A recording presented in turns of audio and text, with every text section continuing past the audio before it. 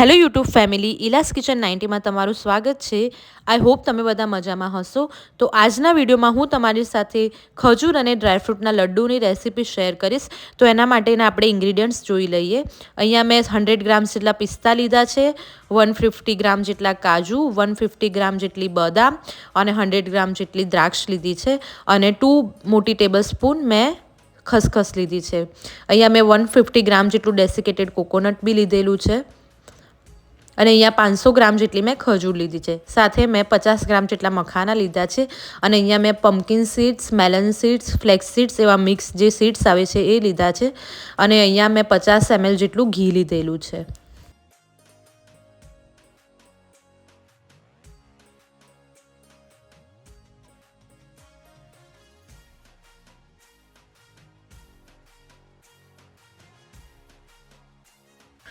તો આવો ફ્રેન્ડ્સ, આપણે રેસીપી બનાવવાની શરૂઆત કરીએ. તો સૌથી પહેલાં મેં ગેસ ઓન કરી લીધેલો છે.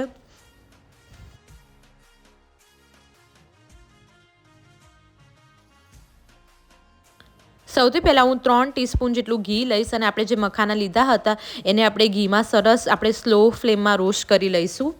જ્યાં સુધી મખાના એકદમ ક્રન્ચી ના થાય ત્યાં સુધી આપણે એને રોસ્ટ કરવાના છે. એપ્રોક્સ 4-5 મિનિટ્સમાં થઈ જશે આપણા મખાના.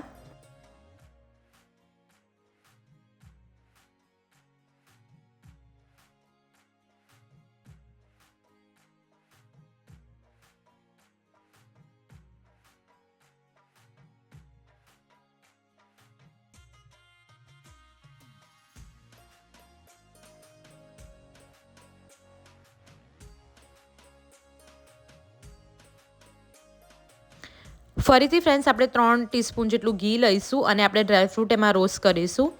તો અહીંયા પહેલાં હું બદામ એડ કરું છું. બદામ આપણી સ્લાઇટલી સરસ રોસ્ટ થઈ જાય, એને એકદમ ડાર્ક નથી કરવાની, જસ્ટ એને રોસ્ટ જ કરવાની છે. આપણી બદામ રોસ્ટ થઈ જાય પછી આપણે એમાં કાજુ એડ કરી દઈશું. તો ફ્રેન્ડ્સ, આપણી બદામ હવે સરસ થઈ ગઈ છે રોસ્ટ. તો હવે એમાં કાજુ એડ કરું છું. એને પણ આપણે સ્લાઇટલી રોસ્ટ કરી લઈશું.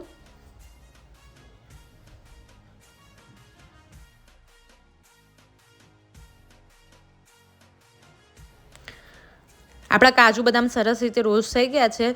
હવે મેં જે આપણે કોપરાનું જે છીણ લીધું હતું એ એડ કરી દઈશું. ફ્રેન્ડ્સ, અહીંયા કોપરું નાખીએ પછી ફટોફટ એને હલાવી લેવાનું છે. કોપરાને શેકાતા બહુ ટાઈમ નથી લાગતો, એટલે અગર આપણું કોપરું થોડું બળી જશે તો એનો ટેસ્ટ લાડવામાં સારો નહીં આવે. એટલે ફટોફટ આપણે એકદમ નોર્મલી બ્રાઉન થાય એટલું એને શેકવાનું છે.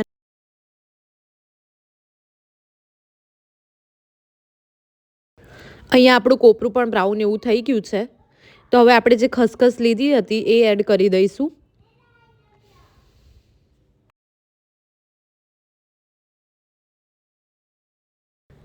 આપણી જે ખસખસ છે ફ્રેન્ડ્સ, એ તતડવા લાગે ત્યાં સુધી આપણે એને શેકવાનું છે અને પછી આપણે ગેસનો ફ્લેમ બંધ કરી દઈશું.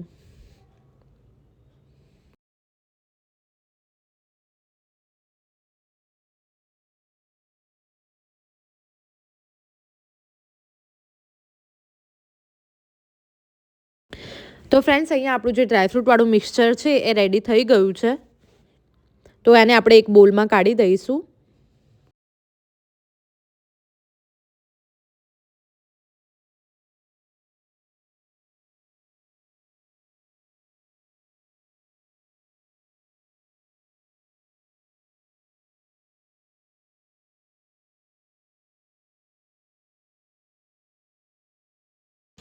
હવે આપણે એક થીક બોટમ પેન લઈ લઈશું.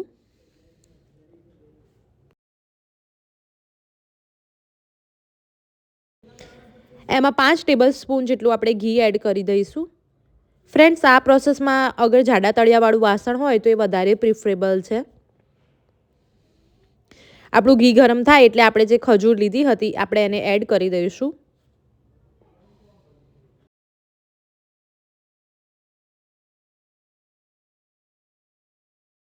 હવે આપણે ખજૂરને ધીરે ધીરે ઘીમાં શેકી લઈશું અને આપણે ખજૂરને એકદમ સોફ્ટ કરવાની છે ઘીમાં. વિડીયોમાં જે રીતે બતાવ્યું છે એ રીતે ઉપર નીચે કરીને આપણે ખજૂર શેકતા રહીશું. તમે જોઈ શકો છો ફ્રેન્ડ, જેમ ઘી અને બધું મિક્સ થશે એમ ધીરે ધીરે આપણી ખજૂર છે એકદમ સોફ્ટ થતી જશે. આપણે જ્યારે એડ કર્યું હતું એના કરતાં એની કન્સિસ્ટન્સી અત્યારે ચેન્જ થઈ ગઈ છે. તમે જોઈ શકો છો બધું એકરસ થવા લાગ્યું છે. આપણી ખજૂર હવે એકબીજા સાથે ભેગી થવા લાગી છે.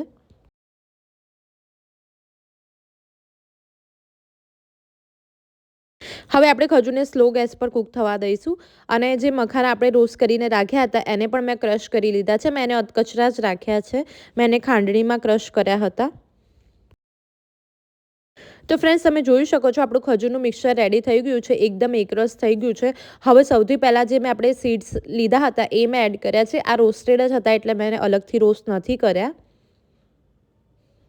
હવે પછી જે મખાના હતા એ પણ આપણે એડ કરી દઈશું ક્રશ કરેલા. પછી જે પિસ્તા હતા, આ પિસ્તા અમારા હતા એ રોસ્ટેડ જ હતા એટલે મેં એને અલગથી રોસ્ટ નથી કર્યા. એ પિસ્તા એડ કર્યા છે. પછી મેં એમાં દ્રાક્ષ એડ કરી દીધી છે. અને પછી જે આપણે ડ્રાયફ્રૂટ રેડી કરીને રાખ્યું હતું બધું રોસ્ટ કરીને એ પણ હવે હું આમાં એડ કરી દઈશ.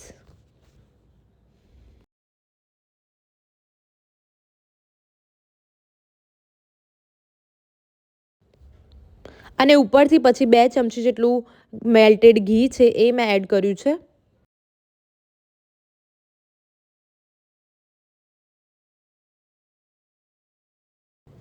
તો ફ્રેન્ડ્સ, હવે બધું જ આપણે સરસ રીતે મિક્સ કરી લઈશું. આ મિક્સ કરવાની જે પ્રોસેસ છે ફ્રેન્ડ્સ, ખાસ ખ્યાલ રહે કે આપણે બંધ ગેસમાં કરવાની છે. બિકોઝ આપણી ખજૂર પણ રેડી હતી અને બાકી બધું રોસ્ટેડ હતું એટલે આપણે સરસ રીતે એકવાર મિક્સ થઈ ગયા પછી આપણું મિશ્રણ આ રીતનું લાગશે.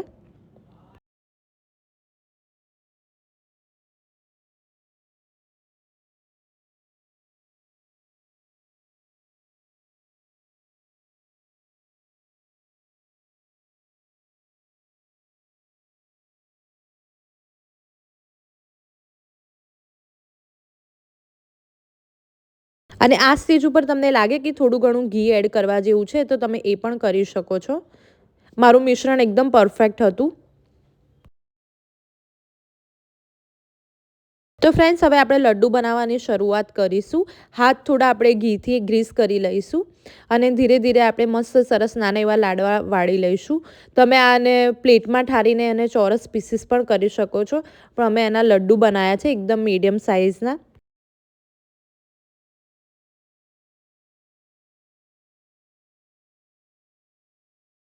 તો ફ્રેન્ડ્સ, તમે જોઈ શકો છો કેટલા સરસ લાગી રહ્યા છે આપણા લડ્ડુ.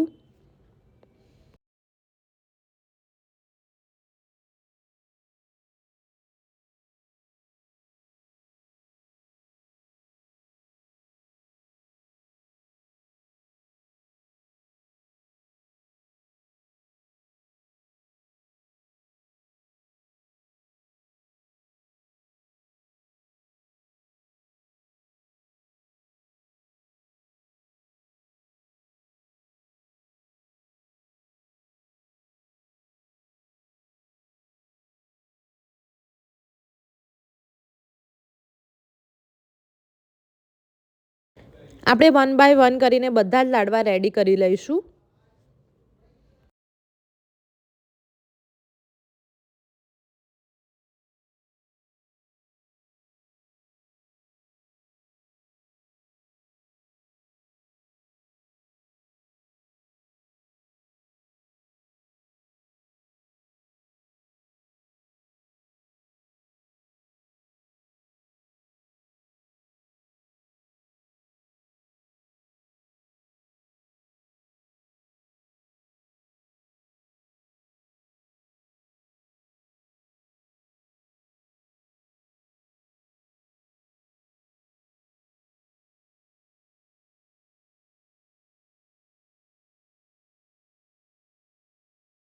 તો ફ્રેન્ડ્સ, આ લડ્ડુ સ્વાસ્થ્ય માટે ખૂબ જ સારા છે બિકોઝ આપણે એમાં કોઈ પણ પ્રકારની ખાંડ કે ગોળનો ઉપયોગ કર્યો નથી અને ઘી પણ એકદમ ઓછામાં ઓછું આપણે યુઝ કર્યું છે.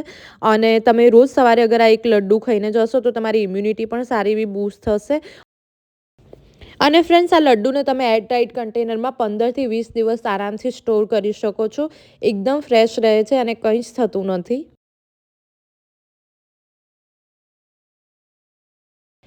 તો ફ્રેન્ડ્સ, તમને આજની મારી આ રેસીપી કેવી લાગી મને કમેન્ટ્સમાં જરૂરથી બતાવજો અને ઇલાસ કિચન 90ને સબસ્ક્રાઈબ કરવાનું ભૂલતા નહીં આવી અવનવી રેસીપી માટે. અને આ વિડીયો તમારા ફ્રેન્ડ્સ અને ફેમિલીમાં શેર કરજો. Thank you for watching. ફરીથી મળીશું નવા વિડીયો સાથે. Till then bye bye. Take care. જય શ્રી કૃષ્ણ.